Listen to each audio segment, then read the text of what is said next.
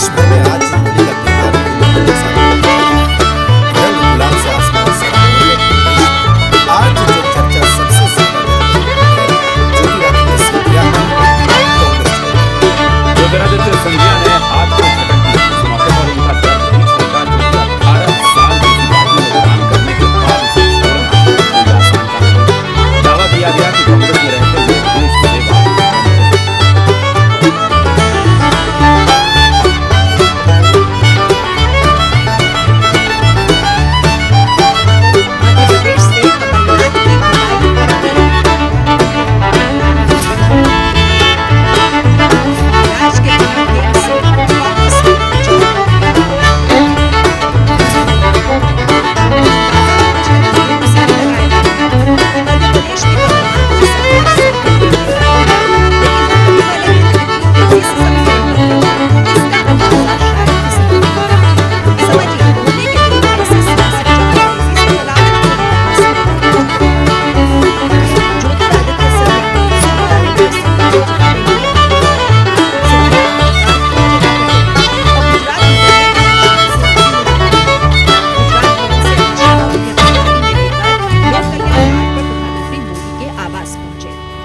सुबह करीब 10:45 पर प्रधानमंत्री आवास पहुंचे।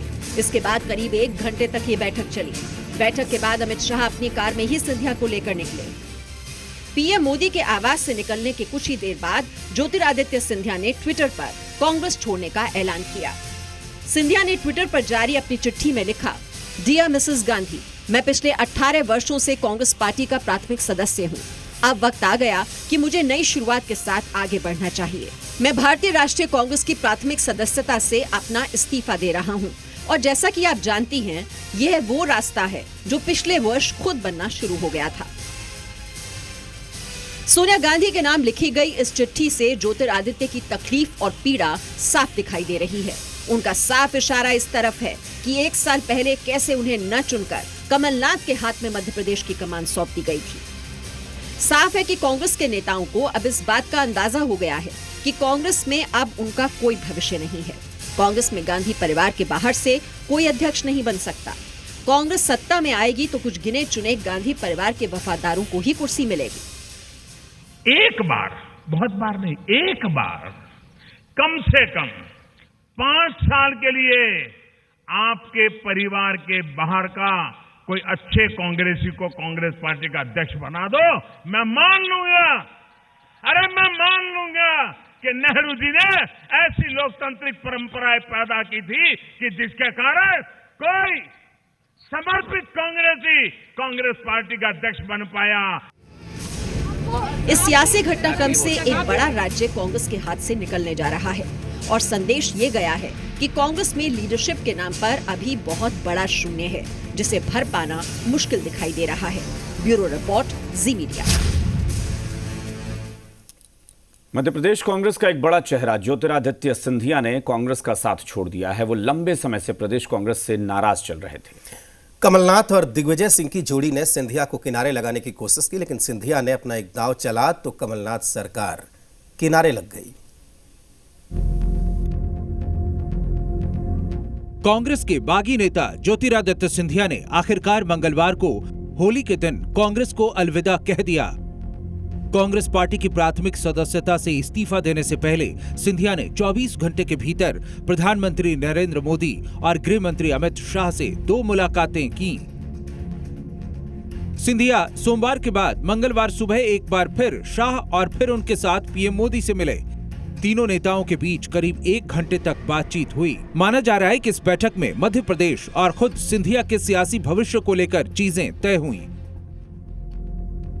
खबरें हैं कि ज्योतिरादित्य सिंधिया बीजेपी में शामिल होंगे और बीजेपी उन्हें मध्य प्रदेश से राज्यसभा का उम्मीदवार घोषित करेगी। अटकलें ये भी लगाई जा रही हैं कि उन्हें केंद्रीय मंत्रिमंडल में शामिल किया जा सकता है। इसके बदले सिंधिया समर्थक विधायक इस्तीफा देकर मध्य प्रदेश में कमल खिलने का रास्ता साफ करेंगे। अचानक 20 से ज्यादा सिंधिया समर्थक विधायक इस्तीफा दे चुके हैं। दरअसल मध्य प्रदेश में 230 विधानसभा सीटें, कांग्रेस के पास 114 विधायक हैं, जिसमें से सिंधिया समर्थक 20 से ज्यादा विधायक अब तक इस्तीफा दे चुके हैं। उधर बीजेपी के पास 107 विधायक हैं।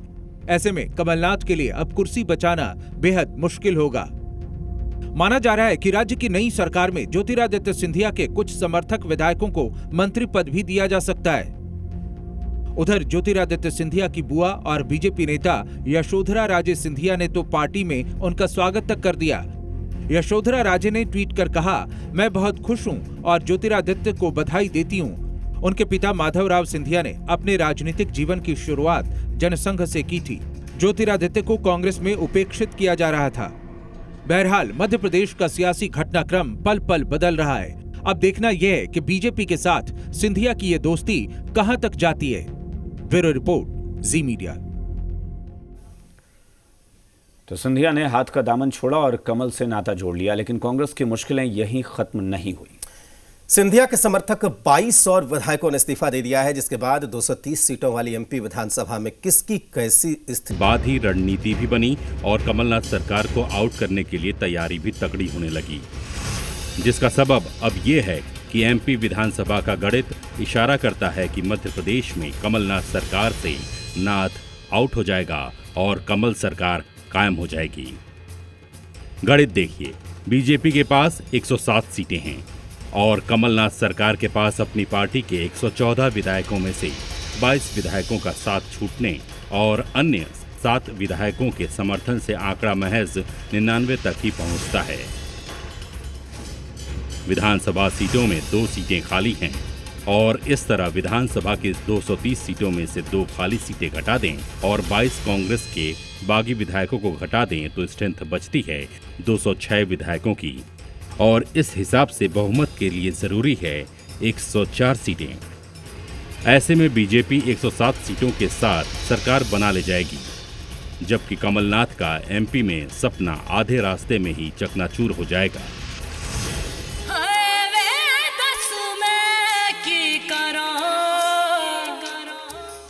विधानसभा का ये नंबर गेम बदल भी सकता है। बागी विधायकों की संख्या पर ही सब कुछ निर्भर करता है। ऐसे में आने वाला 48 घंटा बेहद अहम होगा, जब मध्य प्रदेश में पावर का खेल खेला जाएगा।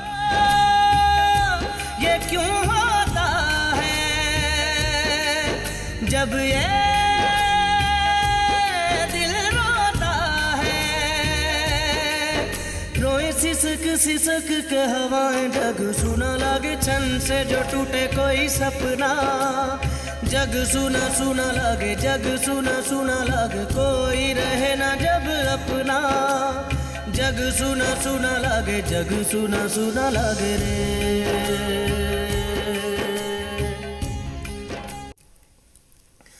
ज्योतिरादित्य सिंधिया आज देश की राजनीति के केंद्र में हैं। एमपी की सियासत के बाजीगर ज्योतिरादित्य सिंधिया ग्वालियर राजघराने के हैं। तो अब हम आपको ज्योतिरादित्य सिंधिया के सियासी सफर के बारे में आपको बताते हैं।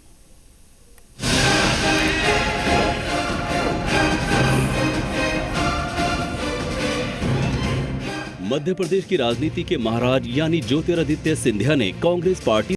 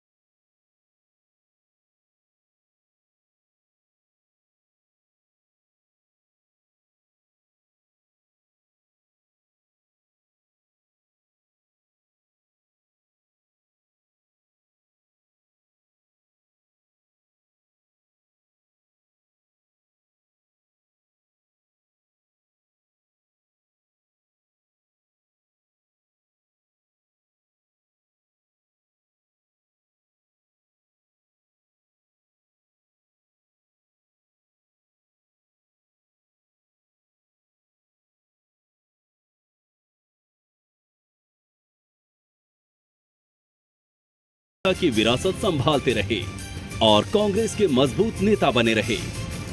2001 में एक हादसे में माधवराव सिंधिया की मौत हो गई। गुना सीट पर उपचुनाव हुए तो ज्योतिरादित्य सिंधिया सांसद चुने गए। 2002 में पहली जीत के बाद ज्योतिरादित्य सिंधिया कभी चुनाव नहीं हारे थे, लेकिन 2019 के लोकसभा चुनाव में उन्हें करारा झटका लगा। ज्योतिरादित्य सिंधिया कांग्रेस से 4 बार सांसद और केंद्रीय मंत्री भी रहे। मध्य प्रदेश विधानसभा चुनाव में कांग्रेस ने सरकार तो बनाई, लेकिन बहुत कोशिशों के बावजूद ज्योतिरादित्य सिंधिया सीएम नहीं बन सके। इसके 6 महीने बाद ही लोकसभा चुनाव में हार सिंधिया के लिए दूसरा बड़ा झटका साबित हुई। लोकसभा चुनाव में हार के बाद से ही ज्योतिरादित्य सिंधिया खुद को अकेला महसूस कर रहे थे। बार बार मांग के बावजूद उन्हें एमपी कांग्रेस के अध्यक्ष का पद नहीं मिला और यहीं से शुरू हुआ गजब एमपी का अजब सियासी खेल, जिसने आग में घी डालने का काम किया है। ब्यूरो रिपोर्ट, जी मीडिया।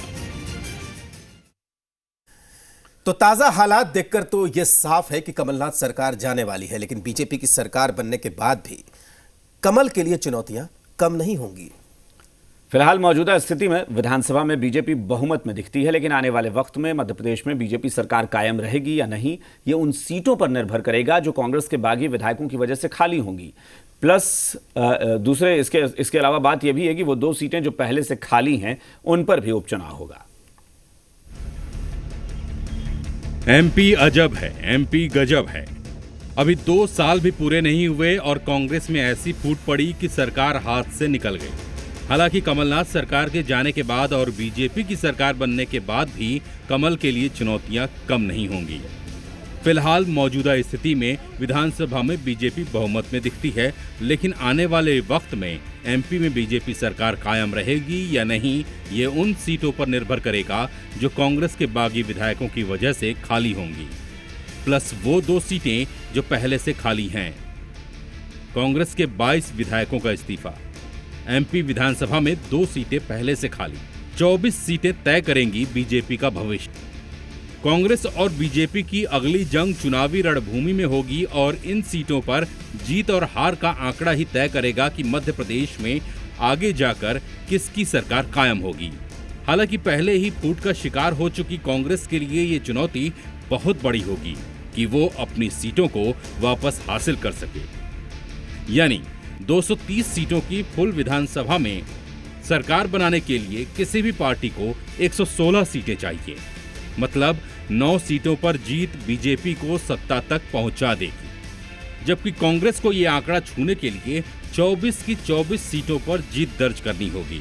हालांकि पहले से साथ दे रहे बीएसपी, एसपी और निर्दलीय विधायकों की संख्या को भी मिला दिया जाए तो भी कांग्रेस को 17 सीटों पर जीत दर्ज करनी होगी। कहने का मतलब एमपी में सत्ता हासिल करने के लिए कांग्रेस के सामने बीजेपी से कहीं ज्यादा भविष्य की चुनौतियां हैं। दिलचस्प बात यह है कि कांग्रेस में ये जंग यूथ बनाम ओल्ड हो चुकी है और ये पार्टी को खामियाजा पहुंचाने के लिए काफी है, जबकि बीजेपी के सामने ऐसी कोई चुनौती नहीं है। ऐसे में आने वाले समय में भी संभावनाएं ज्यादा हैं कि बीजेपी सरकार बनाने के बाद खुद को सत्ता में कायम रखने में कामयाब रहेगी। तो मध्य प्रदेश के बाद अब आगे क्या, ये सवाल अब सियासी गलियारों में गूंजने लगा है। चर्चाएं तेज हैं कि मध्य प्रदेश के बाद राजस्थान की बारी है। सोशल मीडिया पर भी यह चर्चा आम हो गई है कि मध्य प्रदेश के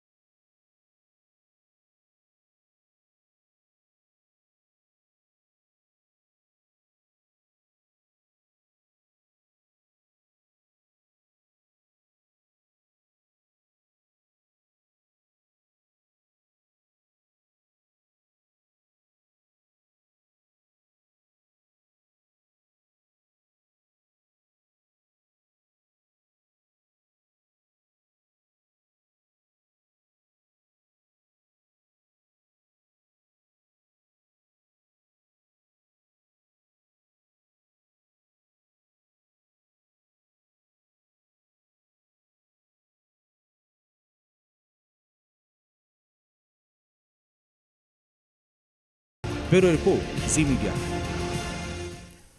देश में सबसे लंबे समय तक राज करने वाली कांग्रेस आज सबसे बुरे दौर से गुजर रही है।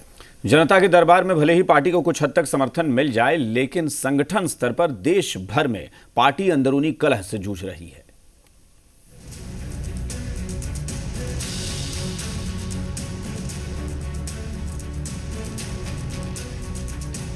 लंबे वक्त तक देश की सत्ता पर काबिज रही कांग्रेस इन दिनों अंदरूनी कलह से जूझ रही है। मध्य प्रदेश से लेकर दिल्ली और राजस्थान से लेकर महाराष्ट्र तक कांग्रेस के नेताओं के बीच छिड़ी अंदरूनी कलह कई बार खुलकर सामने आ चुकी है। मध्य प्रदेश में पार्टी के दिग्गज नेता ज्योतिरादित्य सिंधिया ने यहां खुलकर बगावत का बिगुल फूंक दिया है, तो वहीं दूसरे राज्यों में भी बगावत की चिंगारी अंदर ही अंदर सुलग रही है। राजस्थान में मुख्यमंत्री अशोक गहलोत और उप मुख्यमंत्री सचिन पायलट के बीच भी खींचतान किसी से छिपी नहीं है। कांग्रेस ने विधानसभा चुनाव सचिन पायलट के नेतृत्व में लड़ा था, पर सीएम का ताज अशोक गहलोत के सिर पर सजा। ये तीस आज तक न सचिन पायलट के मन से निकली है और न ही उनके समर्थकों के। उधर पिछले दिनों दिल्ली विधानसभा चुनाव के नतीजे आए तो कांग्रेस में बवंडर मच गया। एक ओर जहां पार्टी के बड़े नेता आम आदमी पार्टी की जीत के लड्डू खा रहे थे, तो वहीं लगातार दूसरी बार खाता खोलने में नाकामयाब रही कांग्रेस पार्टी की अंदरूनी कलह भी खोलकर सबके सामने आ गई। दिल्ली कांग्रेस के प्रभारी पीसी चाको के खिलाफ पूर्व सीएम शीला दीक्षित के बेटे और पूर्व सांसद संदीप दीक्षित ने मोर्चा खोला, तो पीसी चाको ने भी दिल्ली में कांग्रेस की हालत के लिए पूर्व सीएम शीला दीक्षित के सिर पर ही ठीकरा फोड़ दिया। नेताओं के बीच घमासान बढ़ा तो दिल्ली प्रदेश कांग्रेस अध्यक्ष सुभाष चोपड़ा और प्रभारी पीसी चाको को पदों से इस्तीफा देना पड़ा। लेकिन पार्टी के भीतर चल रही खींचतान का ही नतीजा है कि अभी तक दिल्ली कांग्रेस में नए प्रदेश अध्यक्ष का ऐलान नहीं हो पाया है। कांग्रेस के भीतर महाराष्ट्र में भी सब कुछ ठीक नहीं है। दिल्ली विधानसभा चुनाव के बाद पूर्व केंद्रीय मंत्री और कांग्रेस नेता मिलिंद देवड़ा ने दिल्ली के सीएम अरविंद केजरीवाल की जमकर तारीफ की थी, जिसके बाद कांग्रेस नेता अजय माकन ने उन्हें पार्टी छोड़ने तक की सलाह दे डाली। खास बात यह है कि मिलिंद देवड़ा मुंबई कांग्रेस के अध्यक्ष हैं। मिलिंद देवड़ा की तरह ही उत्तर प्रदेश से कांग्रेस सांसद रहे और पूर्व मंत्री जतिन प्रसाद की भी पार्टी में उपेक्षा से अक्सर नाराजगी की खबरें आती रहती हैं। जतिन प्रसाद यूपी कांग्रेस के दिग्गज नेता रहे जितेंद्र प्रसाद के बेटे हैं। पिछले साल लोकसभा चुनाव से ठीक पहले राजनीतिक गलियारों में यह अफवाह जोरों पर थी कि जतिन प्रसाद कांग्रेस का दामन छोड़ बीजेपी का दामन थाम सकते हैं। हालांकि उस वक्त जतिन प्रसाद ने ये कदम नहीं उठाया, लेकिन भविष्य में अगर ये अफवाह सच साबित हो जाए तो ज्यादा ताज्जुब नहीं होगा। ब्यूरो रिपोर्ट, जी मीडिया।